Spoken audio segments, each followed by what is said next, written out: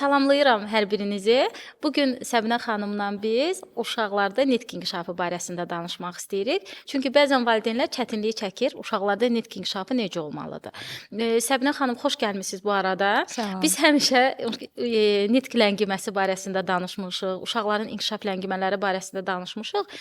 Amma normativlər necə olmalıdır heç vaxt müzakirə etməmişdik və istəyərdim bu mövzunu sizlə müzakirə edək. Uşaqlarda yaş normalarına uyğun nitqin inkişafının normativləri necə olmalıdır? Çox gözəl bir mövzudur və yenə günümüzdə ən çox aktual olan mövzulardan biridir. Bəs uşaqlarda düzgün nitq inkişafı necə olmalıdır?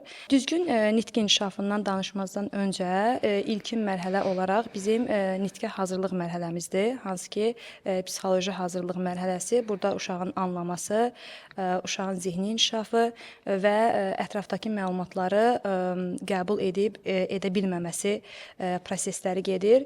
Bu nədir? 1 yaşına qədər uşağımızın nitqə hazırlıq mərhələsi necə olmalıdır? O uşaq yaşlı ətrafdakı insanlarla emosional ünsiyyətə girməli, artıq ata-ananı tanımalı və deyilənləri anlamağa çalışmalıdır. Deyilən sözləri və yaxud əmrləri, komandaları anlamağa çalışmalıdır. Bu zaman biz deyə bilərik ki, artıq nitqə hazırlıq mərhələsi başlayıb və 1 yaşında uşağımız 100-ə yaxın sözü bilməlidir. Bilirik kimi bugün Səbinə xanım. Bu indiki dövrdə demək olar ki, bilmirik. Hətta 3 yaşında belə uşaqlarımızda 100 söz yoxdur. Yoxdur.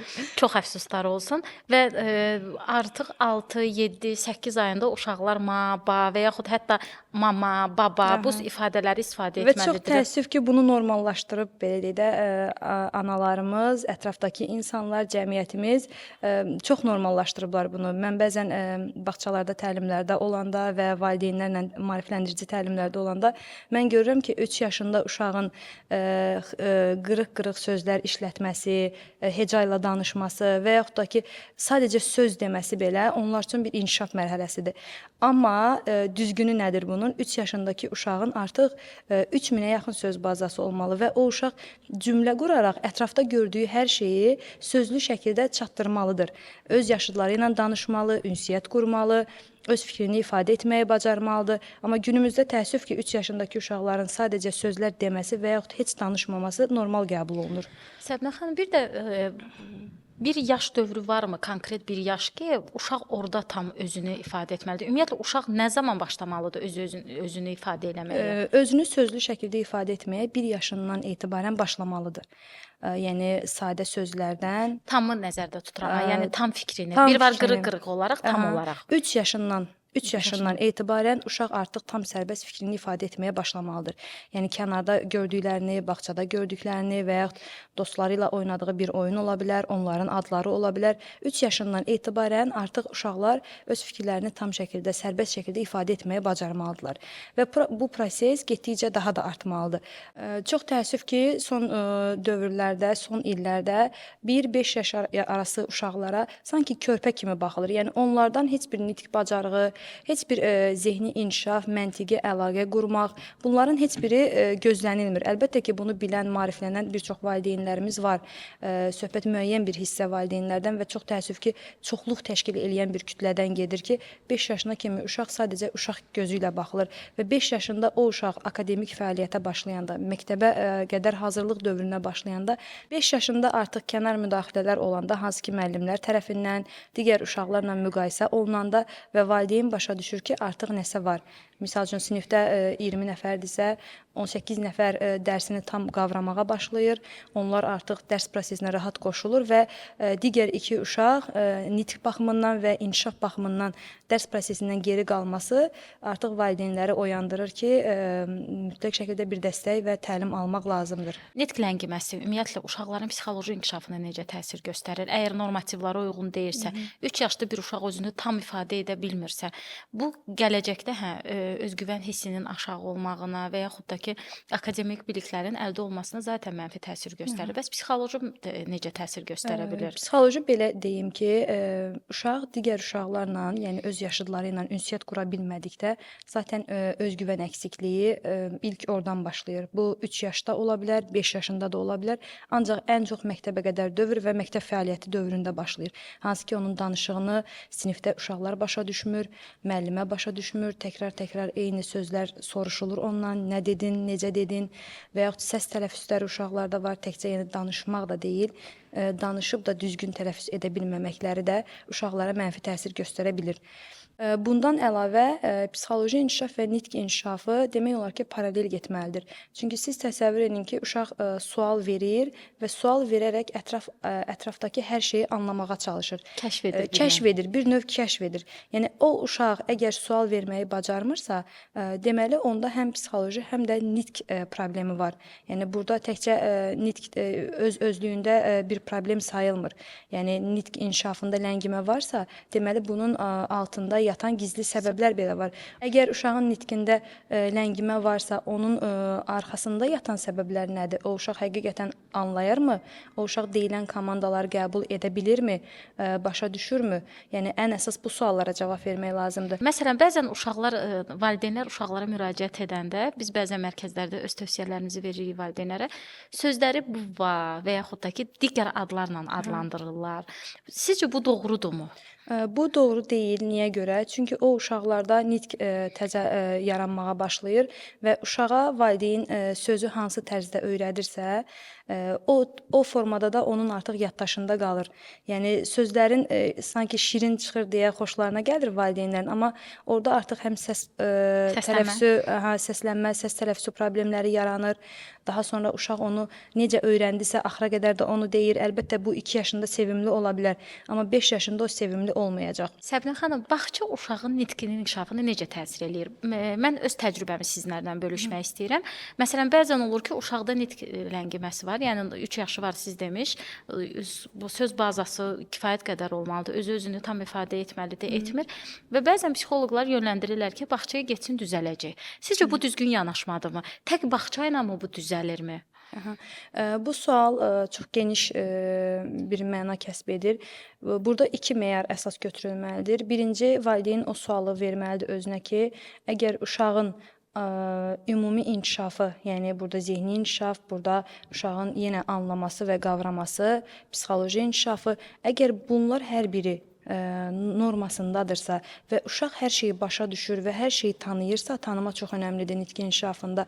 Bunlar varsa və uşaq 3 yaşında sözləri ifadə eləyə bilir, ancaq cümlə qurmağa çətinlik çəkirsə, bu zaman bağça müsbət təsir göstərəcək əlbəttə. O uşaqlarla ünsiyyət quracaq, aktivləşəcək və onun nitqi də aktivləşməyə başlayacaq. Amma əgər uşağın 2 yaşı və yaxud 3 yaşı varsa, o uşaq hələ sadə komandaları heç başa düşmürsə, o uşaq adına reaksiyanı verə bilmirsə, o uşaqda inkişaf ləngiməsinin heç səbəbi belə bilinmirsə, yəni bu başqa bir səbəb də ola bilər, sadə nitq ləngiməsi olmaya da bilər. Bunlara cavab tapmayıbsa və o valideyn fikirləşir ki, sadəcə bağçaya qoyacam və bunların hamısı düzələcək, bu qeyri-mümkündür. Bağça ilə bərabər ana, bağça və mütləq şəkildə bir mütəxəssisin dəstəyi vacib lazımdır. Lazımdırsa həkim dəstəyi, lazımdırsa psixoloq və yaxud loqoped dəstəyi mütləq şəkildə lazımdır. Çünki bağça sadəcə uşağın sosiallaşmasına və biliklərini daha da mükəmməlləşdirməsinə kömək göstərəcək. Bağça o uşağın ad reaksiyasını, bağça o uşağın anlamasını, çünki bunlar hər biri ayrı-ayrılıqda anlamadır, qavramadır, dərk etmədir. Proqram və fərdi təlim təşkil edən bir sahədir. Yəni bunların hər birini bağçada öyrənməsi əlbəttə ki, qeyri-mümkündür. Məsələn, uşağın nitqi var, amma baxırsan ki, məsələn, bağçada belə deyə bilərsiniz ki, bağçada müşahidə edirik, uşaq əslində danışır, amma sanki öz dilində danışır, öz aləmində danışır. Məsələn, Səbinə xanım, baxın, uşağın nitqi var, nitqi inkişaf edib, lakin mənalı danışmır. Danışdığında hansısa bir məntiqə əsas yoxdur, məntiqə ardıcıllıq yoxdur. Bu nəyə dəlalət edir? Bu suala belə cavab verim öz təcrübəmə əsasən. Bir valideyn müraciət edib, uşağının 2 yaşı var və bildirir ki, uşağımın nitqində heç bir problem yoxdur, o danışır. Uşaq danışır həqiqətən də.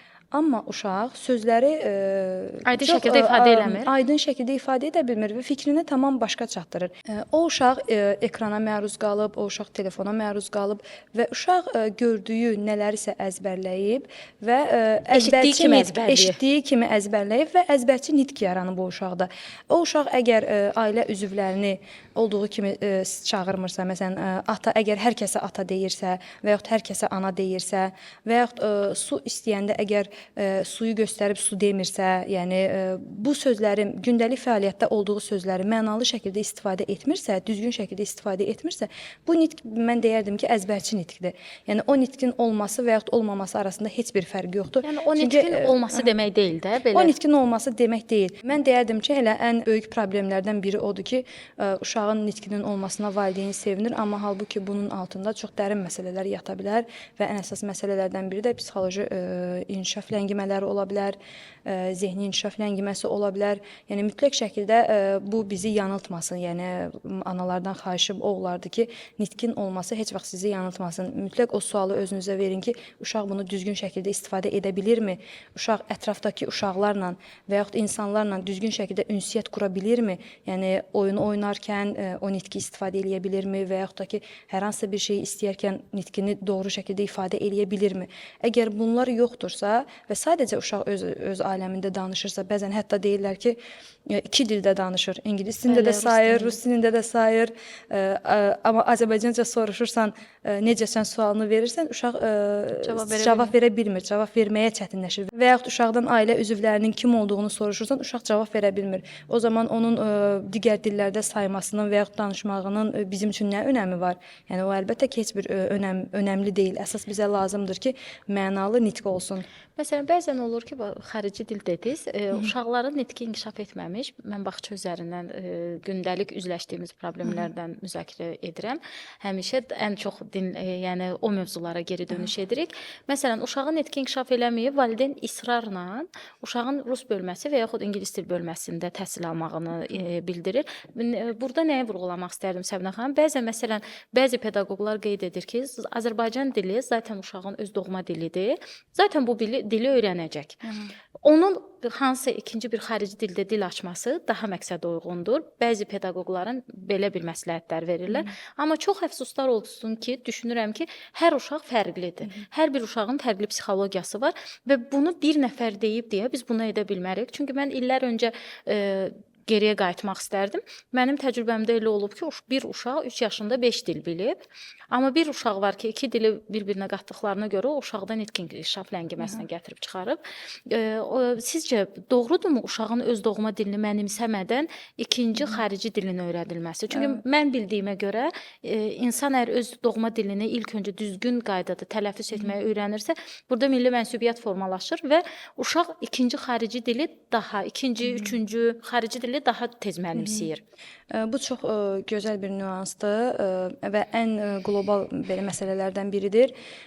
Uşaq təzə-təzə başlayır söz deməyə və söz deyən kimi birbaşa dil dəyişilir. Və yaxud ailədə tutaq ki, uşaq bağçaya Azərbaycan dilində gedir, ailədə hamı Azərbaycan dilində danışır. Sadəcə ailədə bir nəfərin rus dilində və yaxud ingilis dilində danışmağı ilə uşağı o yöndə yönəltmək uşaqda təkcə nitqi ləngitmir, əlbəttə ki, uşağın qavramasını da ləngidir. Misal üçün uşaq əgər bağçaya Azərbaycan dilində gedirsə, uşaqla Azərbaycanca ünsiyyət qurmağa çalışır müəlliməsi və digər uşaqlar. Amma uşaq heç nəyi başa düşmür. Çünki o uşağın söz bazasında, misal üçün, alma sözü ingilis dilindədir və yaxud rus dilindədir. Bu zaman uşaq qalır. Belə çıxır ki, onda dərk etmədə, qavramada, anlamada da ciddi problemlərlə Əlbəttə ki, mən hər zaman deyirəm ki, sual verən uşaqdan heç vaxt qorxmayın. Onun inkişafı mütləq şəkildə gedəcək. Çünki uşaq sual verir, öyrənir, sual verir, öyrənir. Ən çətin proses onda dayanır ki, uşaq sual verməyi bacarmır. Və bu iki dilli ailələrdə və yaxud üç dilli ailələrdə çox yaşanır. Çünki uşaq özü də bilmir ki, nəyi bilir. Çünki öncə söz bazası yığılmalı, öncə tanıma formalaşmalı və daha sonra bu nitqə çevrilməlidir. Əgər uşaqda tanıma yarı Azərbaycan dili, yarı digər dildədirsə, bu uşaq necə cümlə qurmağa başlasın? Biraz həşədən kənar çıxmaq istəyirəm. Səbinə xanım, çox gözəl mövzuya toxundunuz ki, uşaq sual vermir. Bu günümüzün valideyni uşağına sual verirmi? Biz əgər uşağımızdan bizə sual verməyə gözləyiriksə, biz ilk öncə sual verən biz olmalıyıq. Düzdür, bu hamıya şamil olunmur. Övladları ilə yetərli zaman keçirən valideynlərimiz də var. Övladlarına o informasiyanı çatdıran valideynlərimiz də var. Amma təcrübəmə əsaslanaraq bunu deyə bilərəm ki, çox az faiz göstərici, aşağı faizdir göstərici. Və ona görə biz əgər uşağın bizə düzgün sual verməyini istəyiriksə, ilk öncə o sualı biz ona verməliyik ki, uşaq da bizim uşaqlarımız sual verməyi bacarmır. Çünki biz uşaqlarımıza sual vermirik. Sizcə, əgər biz bir uşağa sual verməyi öyrətməmişiksə, biz o uşaqdan nə tələb edə bilərik? Bu çox gözəl mövzudur. Həmçinin də fikir vermisinizsə, uşaqlar sanki hər şeyi çox sadə ifadə edə bilir. Uşaqlarda o səbəb-nəticə əlaqələri və düşünmə bacarıqları çox zəifdir. Çünki günümüzün ünsiyyəti bu fondadır. İstər ailə üzvləri olsun, istər uşağın ətrafındakı digər insanlar olsun, hamı sanki cümlələrini çox qısa şəkildə. Yəni Hətta bəzən WhatsApp üzərində deyir ki, salam belə sılımlı ol. Yəni qısa danışıq. Yəni son zamanlar məsələn ailələrdə ata-ana, uşaq son zamanın ailələri bu formada formalaşıb da ata-ana və uşaqdan ibarətlər və o uşaqların danışığı çox qısa və konkret. Amma ikinci bir sualı verəndə uşağa düşündürücü bir sualı verəndə o uşaq sözünü və cümlələrini sanki tapa bilmir. Əslində özünü ifadə etməyə çalışır, amma sanki düzgün sözü tapa bilmir ki, özünü ifadə eləsin. Çünki o uşağa əlbəttə ki, çoxlu suallar verilməyib, nəyin necə olduğu soruşulmayıb, sən bu gün nələr etdin, niyə görə bunu yaşadın, nə hiss etdin? Yəni bu suallar uşaqlara verilmədiyinə görə o uşaq da özünü ifadə etməyə çalışmır. Yəni bütün ünsiyyətimiz sanki belə texnologiya üzərindən qurulub. Təminə xanım, uşaqların nitqinin inkişafına ailənin sosial-emosional durumunun təsiri varmı? Ana-ata münasibətlərin düzgün qurulmasının?